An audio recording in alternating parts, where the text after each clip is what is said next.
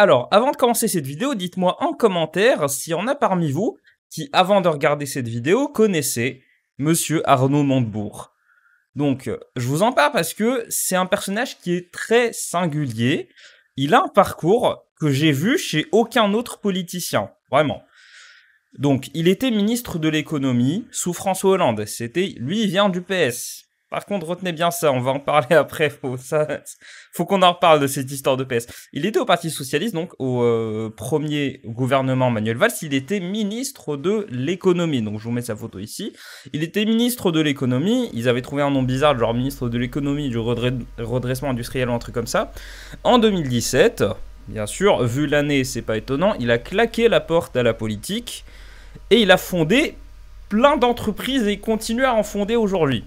Le mec, c'est un politicien entrepreneur. C'est-à-dire que le gars, à la place de tout simplement se faire un parachute doré, trouver un poste très bien rémunéré au CAC 40 dans une administration, alors de faire des cours comme Monsieur Bruno Le Maire, bah le gars, il s'est dit non. Je vais me compliquer la vie encore plus, je vais créer plein d'entreprises. Il a créé une entreprise de miel, une entreprise de glace, une entreprise d'amandes que je vous ai mise ici. Donc voilà, ça c'est son entreprise de miel, bleu, blanc, ruche. Ensuite, son entreprise de glace, la Mémère, très chelou, qui est avec des emballages qui, honnêtement, ça donne envie de bouffer de la glace. Là, s'il y avait peut-être 5 degrés de plus, je serais vraiment tenté de bouffer de la glace juste en regardant ça. Ensuite, on a de sa société, la Compagnie des Amandes, un nom très sobre pour une société qui produit des amandes. Donc voilà. Et aujourd'hui, il a un podcast. Le mec, il fait absolument tout. Je sais pas comment le décrire autrement. C'est un explorateur de la vie, de l'économie et de la politique, en fait. Il a ce podcast, Les Vrais Souverains, où, en gros, il fait des entretiens avec des gens qui ont des sociétés, avec des entrepreneurs plutôt de l'industrie. Plutôt l'industrie, l'artisanat. Donc en gros, si t'as ta petite société de conseil que t'as fondée après 2 ans chez Deloitte avec tes potes d'école de commerce, non, c'est clairement pas ce genre d'entrepreneuriat qui l'intéresse. C'est surtout l'industrie, l'artisanat, le négoce, tout ça. Donc, pourquoi je vous en parle? Parce que Arnaud Montebourg, en fait, c'est peut-être le seul politicien qui à aucun moment de sa vie n'a été insoutenable. En fait, il n'a pas eu de moments malaisants. En fait, c'est pas un genre de politicien où tu te rappelles, tu te dis, ah, lui, c'est le moment où il a fait ça. Macron, c'est le moment, la République, c'est moi. Pardon. Non, Macron, c'est le moment, c'est notre projet. Mélenchon, c'est la République, c'est moi. Marine Le Pen, c'est ils sont là dans les campagnes. À quoi d'autre je pourrais penser? Edouard Philippe, pas vraiment. Bref, vous savez, il y a des politiciens comme ça, ils ont tous un moment... et ils sont tous connus pour être infâmes d'une manière ou d'une autre. Bah en fait, Arnaud Montebourg, pas du tout. Le mec, c'était quand même le mec, c'est un transfuge du macronisme. En fait, il aurait pu parfaitement être macroniste, mais en fait, pas du tout. Au contraire, le mec, il est souverainiste. Il est très, très, très critique de l'Union européenne. Il est favorable à la réindustrialisation de la France. Il parle souvent d'entrepreneuriat. Je comprends pas pourquoi est-ce qu'il n'est pas ministre de l'Agriculture. Honnêtement, il devrait... apparemment, l'idée était là, dans le nouveau gouvernement, sauf que ils ont trouvé, je cite, il avait passé sa date de péremption, un truc comme ça. Le mec, il est beaucoup trop souverainiste pour être beaucoup trop souverainiste, c'est peut-être même un peu trop de gauche, alors qu'Arnaud Montebourg il est à la droite de Fabien Roussel, quoi. C'est clairement pas le mec qui va c'est pas un staliniste, quoi, très très loin de là. Il est très loin du NFP. Je sais pas s'il a dit qu'il allait voter pour le NFP, en tout cas il avait eu l'idée, ça je m'en souviens très bien, il avait eu l'idée de l'union des gauches en 2022, c'est-à-dire cette union des gauches qu'on a eu, le NFP, il avait l'idée il y a 2 ans. Ensuite, il y a quoi qu'il avait fait? Ah oui, il est bien avant Mélenchon. Il disait qu'il fallait passer à une 6ème république, qu'il fallait passer à une république, et je suis tout à fait d'accord avec lui. Une autre république où en gros, alors je ne soutiens pas la république en soi, je soutiens juste son idée selon laquelle il faut que le président ait moins de pouvoir que ça. On parle de lui parce qu'il y a un article assez intéressant du JDD. Alors, c'est pas l'article en soi, c'est ce que je veux en faire. Déjà, Arnaud Montebourg, avant de commencer à lire l'article, il faut savoir une chose. C'est que, je dis que c'est un transfuge du macronisme. Il était au Parti Socialiste, il a toujours eu les mêmes idées. Je pense même qu'il s'est un peu plus souverainistisé, en fait. Je sais pas comment dire, il s'est radicalisé dans le souverainisme, puisqu'il était ministre de l'économie. Ensuite, il a fondé ses entreprises. Et je pense qu'au moment où il a fondé ses entreprises, il s'est rendu compte d'une chose, c'est que l'Union européenne ne veut pas que les gens lancent leur entreprise. Ils ne veulent pas.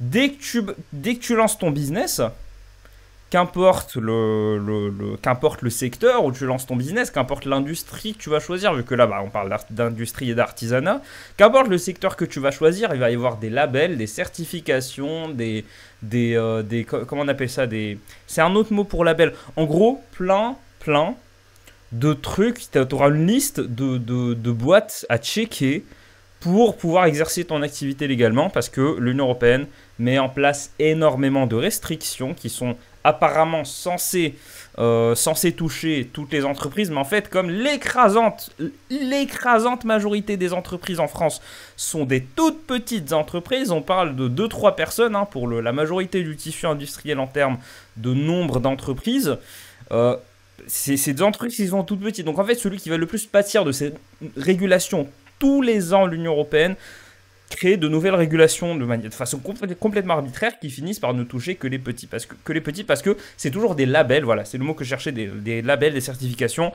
qui vont coûter une blinde, qui vont te coûter des journées d'audit, qui vont te coûter des prestations, ce qui favorise les très grandes entreprises qui ont les moyens de faire ça, mais pas les toutes petites entreprises qui constituent encore une fois la majorité de l'économie française. Alors, je pense qu'il s'est rendu compte de ça et je pense que ça lui a fait pousser un brin contre l'Union européenne, à juste titre. Il est devenu très critique de l'Union européenne au même moment où il est devenu entrepreneur.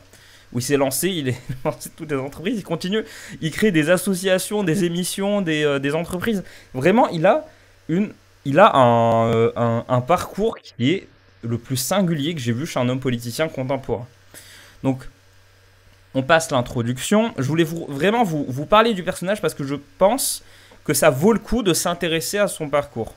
Là, j'ai passé 2-3 heures à m'intéresser à son parcours. C'est pour ça que je connais son CV, plus ou moins. Parce que c'est méga intéressant. C'est pas l'homme en soi. Je suis pas en train de lui jeter des roses. Je dis juste que c'est un soulagement d'avoir un profil comme ça. Alors le gars, je crois qu'il est issu, normalement il est issu de classe moyenne, ensuite il s'est marié avec une comtesse, voilà. Mais c'est pas le typique, il n'a pas le profil typique. Le profil typique aujourd'hui en France c'est quoi? C'est, tu sors d'une famille très aisée, tu vas dans une grande école, Sciences Po, l'ENA, HEC, Polytech, c'est la quadrature sacrée des écoles de commerce, des grandes écoles de connards. Ensuite, tu bosses. L'ENA, c'est assez rare, contrairement à ce qu'on dit. En général, la plupart, c'est Sciences Po, des écoles de commerce et tout. L'ENA, c'est beaucoup plus rare que ça. L'ENA, c'est plus une école pour former des hommes d'État que des politiciens, en fait. Donc, il a... et je continue par rapport à ce profil. En gros, voilà, école de commerce. Ensuite, tu décroches avec des contacts de papa-maman ou alors les contacts de l'école. Il n'y a aucun mal à ça. C'est juste, j'aime bien titiller, mais il n'y a aucun mal à ça. Il n'y a aucun mal à avoir les moyens. C'est pas ça que je veux dire. Mais en gros, c'est ce profil type qu'on a. Tu finis par décrocher très tôt un stage dans une agence gouvernementale, un poste au national ou alors au local, mais un truc très prestigieux. Typiquement, tu vas bosser avec le président de région. Voilà. Ensuite, tu vas intégrer la vie politique. Et tu vas faire ton parcours de député qui va te mener ensuite à devenir ministre, secrétaire d'État ou à occuper une très haute fonction. Et ensuite, donc tu vas être devant les projecteurs pendant quelques années. 2 ans et demi, je crois que c'est la moyenne pour un ministre en 5ème République aujourd'hui. Et ensuite, tu vas finir par devenir prof, écrire des bouquins, siéger au Conseil constitutionnel, siéger dans des grandes instances, devenir prof comme Bruno Le Maire. Mais lui, pas du tout. C'est-à-dire qu'il n'était même pas encore au sommet de sa carrière, parce que le gars, il est très présidentiable. Il aurait pu être présidentiable s'il n'y avait pas eu le virage Terra Nova qui a énormément impacté les élections à partir de 2017. Il est présidentiable, clairement. Enfin, quand on le voit parler, quand on voit ses idées, comment il s'exprime, son expérience, il est présidentiable. Il fait partie des rares personnes présidentiables aujourd'hui en France. je pourrais penser à qui d'autre qui serait présidentiable. Bruno Retailleau, il est très présidentiable. À gauche, peut-être Olivier Faure. Ça fait des mois que je le dis, Olivier Faure est très présidentiable à gauche. Arnaud Montebourg, il fait partie de ces personnes qui sont présidentiables. Donc peut-être. Mais bref, ça fait un moment que je voulais en parler de toute façon. À chaque fois que je fais des recherches sur lui, c'est toujours aussi étonnant. Il a un parcours très singulier, je pense que ça vaut le coup de s'intéresser à lui, surtout que bon, j'admets mes biais, il est souverainiste, moi aussi. En tout cas, on a la même sensibilité critique de l'Union Européenne, favorable à la réindustrialisation, il est très favorable au nucléaire. Voilà, je pense qu'il y a beaucoup de gens qui me suivent et qui sont aussi très souverainistes, et honnêtement, il fait partie des souverainistes de gauche, plutôt de gauche. C'est quelqu'un qui s'entendrait très bien avec un Jean Lassalle, par exemple. Donc, sauf qu'il y a un petit problème, c'est que justement je vous parle de Jean Lassalle, une des raisons pour lesquelles on entend assez peu parler de Jean Lassalle, c'est que c'est un gars qui est très consensuel au fait. Ce qu'il dit, en politique il n'y a pas de mauvais marketing. Si tu dis une chose de négatif et que tu tapes un scandale, de toute façon, ça va quand même être de la pub pour ta tronche. Arnaud Montebourg, déjà il est assez discret. On le voit dans des débats, on le voit dans des émissions, des fois on le voit dans des grandes chaînes nationales. C'est un peu comme un anti-Édouard Philippe, c'est-à-dire que le gars, il est à l'opposé total des idées de la Macronie, et pourtant on le voit tout autant sur... C'est-à-dire que des fois il s'exprime, il y a des articles comme ça qui tombent. Donc, après pour moi, Arnaud Montebourg c'est surtout l'anti-Ruffin, enfin, ce qu'était Ruffin avant. On aurait le loisir d'en débattre de façon perpétuelle, mais c'est pas le plus intéressant. Donc, c'est très important pour comprendre là où je veux en venir. On va lire cet article. Arnaud Montebourg se positionne pour un gouvernement d'union nationale du RN à LFI. Voilà. Donc, ceux qui ont, sachant que le truc, ça fait 10 minutes qu'il est affiché, vous avez sûrement tilté. Un gouvernement d'union nationale du RN à LFI. Selon l'ancien ministre, désolé si je prends cette voix, c'est parce que... Qu'est-ce que vous voulez que je rajoute? Qu'est-ce que vous voulez que je rajoute à ça? Selon l'ancien ministre de l'économie, l'apaisement et la réconciliation des Français passeront par des solutions qui appartiennent à tout le monde. C'est beau. Donc, on commence enfin à lire l'article. Arnaud Montebourg, ancien ministre de l'économie sous François Hollande, était invité à la Cité des Débats à Saint-Raphaël, samedi 28 septembre, pour une table ronde intitulée « S'engager par l'économie ». Il a notamment affirmé être pour un gouvernement d'union nationale, du Rassemblement national à LFI. Il explique qu'au vu de la situation actuelle du pays, il y a un besoin d'apaisement et de réconciliation des Français qui ne pourra être résolu que par des solutions qui appartiennent à tout le monde. Je vous disais il y a un instant que c'était un anti-Édouard Philippe, mais là c'est vraiment ça, c'est que Édouard Philippe il est là, il nous dit on va faire... Alors c'était sa stratégie avant le moment Barnier, le gouvernement de Michel Barnier. Édouard Philippe il disait... Et les filles à la poubelle, le RN à la poubelle, nous ça va être que les modérés. Et là t'as Arnaud Montebourg qui nous dit non, on va prendre tout le monde, et je vais citer uniquement les plus radicaux, c'est-à-dire autant les nationalistes que la gauche populiste. C'est incroyable. Petit rappel désolé, petite parenthèse pour ceux qui découvrent ma chaîne, je n'utilise jamais le mot populiste de façon négative, au contraire. Donc... Il y a un besoin d'apaisement, de réconciliation des Français qui ne pourra être résolu que par des solutions qui appartiennent à tout le monde. D'accord, on poursuit la lecture. Je suis pour un gouvernement d'union nationale. Je pense que c'est le moyen de créer les conditions d'une reprise de dialogue dans ce pays, car tout le monde a quelque chose à dire d'utile pour la nation. Justifie celui qui est devenu entrepreneur. Bien sûr qu'il y a des positions extrémistes, on l'avait remarqué, a-t-il avant d'ajouter, mais moi je suis pour qu'on reprenne le dialogue dans ce pays. C'est bien beau ce qu'il nous dit là. Donc je pourrais faire le gars qui s'oppose absolument à toute tentative d'être modéré, parce que c'est un peu la mode aujourd'hui. Dès que tu as quelqu'un qui essaie d'être modéré, en fait il se prend des baffes des deux côtés. Donc c'est pas nécessairement ce que je veux faire, mais je suis assez d'accord. Sauf que on peut se poser la question, c'est le cœur un peu de ma vidéo, c'est ça. Est-ce que c'est vrai qu'aujourd'hui il n'y a pas de dialogue? D'ailleurs il le dit après. Voilà, c'est en gros, il faut retrouver un dialogue contractuel, c'est-à-dire avec des échanges de bons procédés. Ce n'est pas une position politiquement correcte, mais je m'en contrefiche. Bien sûr que tu t'en contrefiches. Arnaud Montebourg, il a ce qu'on appelle comment le dire, la FU money. En gros, il a suffisamment d'argent pour... Enfin, je sais pas s'il a suffisamment d'argent, mais en tout cas, il a suffisamment d'activité à côté de ce qu'il fait, à côté de son activité de politicien, si ce n'est qu'il exerce toujours cette activité aujourd'hui. En tout cas, il fait des piqûres de rappel pour nous rappeler qu'il est bien là. Mais il est... il a plein d'autres choses à gérer à côté de ça, à côté de la politique. On l'invite forcément à parler de politique de la même manière qu'on inviterait un François Hollande ou un Édouard Philippe à faire des conférences à, je sais pas, Sciences Po, l'ESSEC, les écoles de commerce, tout ça. On l'invite à des conférences, on l'invite à des... D'ailleurs, cet article vient de cette conférence que malheureusement je ne peux pas vous montrer, la Cité des débats de la ville de Saint-Raphaël. Il est très intéressant, mais malheureusement, je ne peux pas vous montrer cet entretien, enfin ce débat, parce que c'est enregistré avec les pieds. Le micro se coupe toutes les 10 secondes, donc je ne vais pas vous faire l'insulte de vous montrer. En tout cas, c'est plutôt intéressant. Je vous conseille d'aller voir si vous supportez ce genre de contraintes techniques qui peut être assez gênant. Sauf que, je suis d'accord avec lui, sauf que le fait de dire, je ne sais pas, généralement j'arrive à déceler plus ou moins à qui il envoie des... pense à moi. Généralement quand un politicien dit voilà ce qu'il faut faire, en général c'est toujours une référence à quelqu'un, un truc comme ça. Roussel, il avait clairement fait un appel à siéger au gouvernement. C'est toujours envers quelqu'un, sauf que là j'arrive pas à déterminer envers qui. Parce que à qui tu peux convaincre qu'il faut un gouvernement d'union nationale avec autant le RN que LFI. Les deux se détestent. Les deux préféreraient démissionner plutôt que de siéger dans un gouvernement avec, je pense, LFI un peu plus que le RN, parce que le RN, ils essaient d'être de moins en moins dans l'opposition, même si c'est raté après les sorties de Bardella au moment de la désignation du gouvernement, de la désignation de Barnier ensuite, des ministres et des secrétaires d'État au nouveau gouvernement, donc c'est un peu raté pour le coup, enfin c'est pas raté mais ils sont plus autant dans cette posture, mais en tout cas les filles sont beaucoup plus dans l'opposition, ils sont beaucoup plus dans le vindicatif, donc LFI un peu plus, mais le RN ne supporte pas LFI, voilà, il y en a un qui déteste l'autre plus que l'autre, mais ils se détestent tout autant. C'est vraiment je te hais, je te déteste, voilà, en gros c'est ça, il y a un mot qui est en dessous de l'autre, donc à qui est-ce que c'est adressé ? Je pense qu'il essaie d'aller dans cette ligne.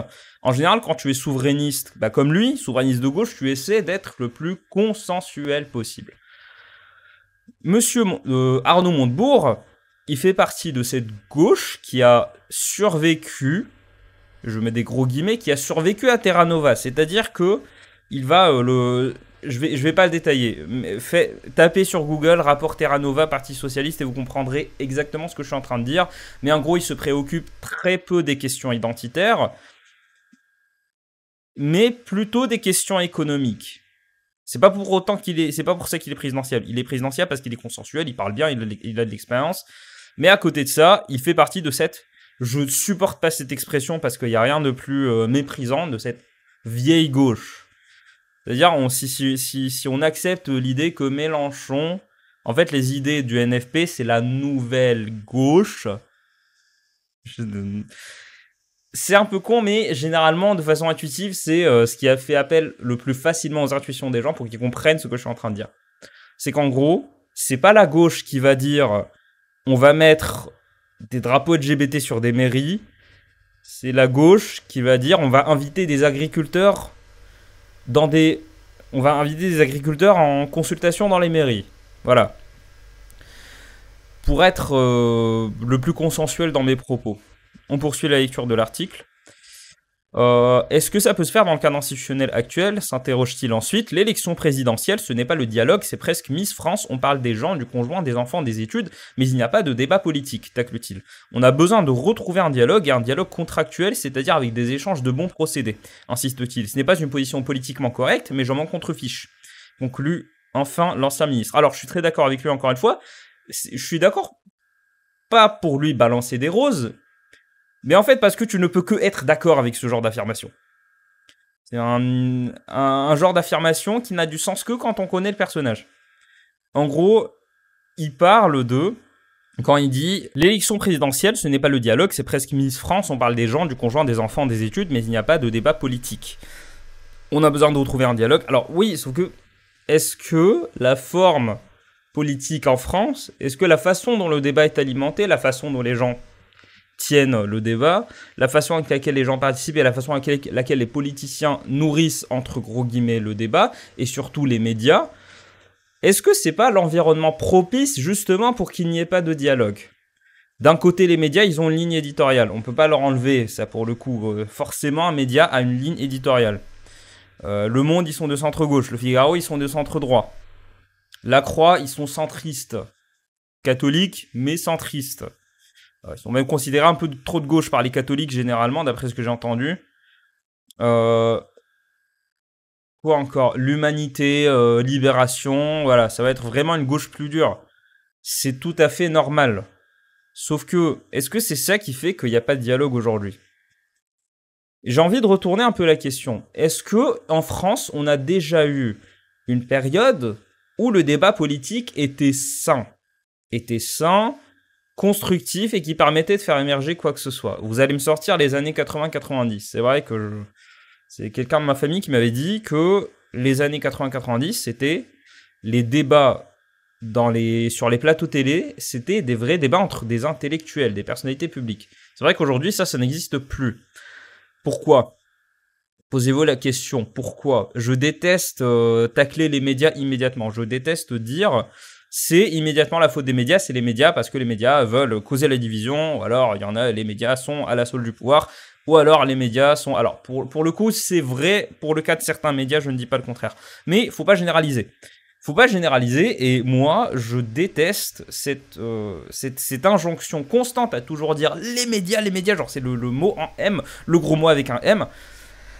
Alors qu'en fait, c'est peut-être que nous aussi, on a notre part de responsabilité là-dedans.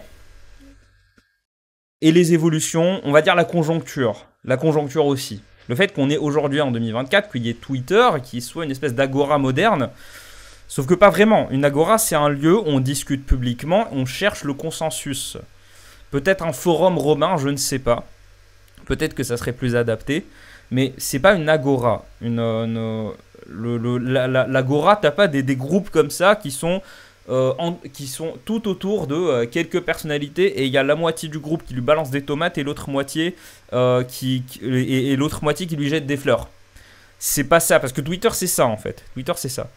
C'est là qu'on... Donc, ma réponse, c'est que, oui, il n'y a pas de dialogue aujourd'hui. Il n'y a pas de dialogue politique en France. Ce qui fait que c'est quasiment impossible. Son idée, donc désolé si je mets du temps à venir au point, enfin, à mon argument principal, c'est que, pourquoi pas mettre un gouvernement où il y a autant des LFI que des Le Pen, que des RN, sachant que l'heure est gravissime en France. On est quand même à un moment où on a énormément d'inégalités économiques, où l'inflation, je vous le rappelle, pour ceux qui n'ont pas regardé mes vidéos sur l'économie, l'inflation a baissé, sauf que les prix sont toujours à un niveau très élevé par rapport à il y a à peine 2 ans.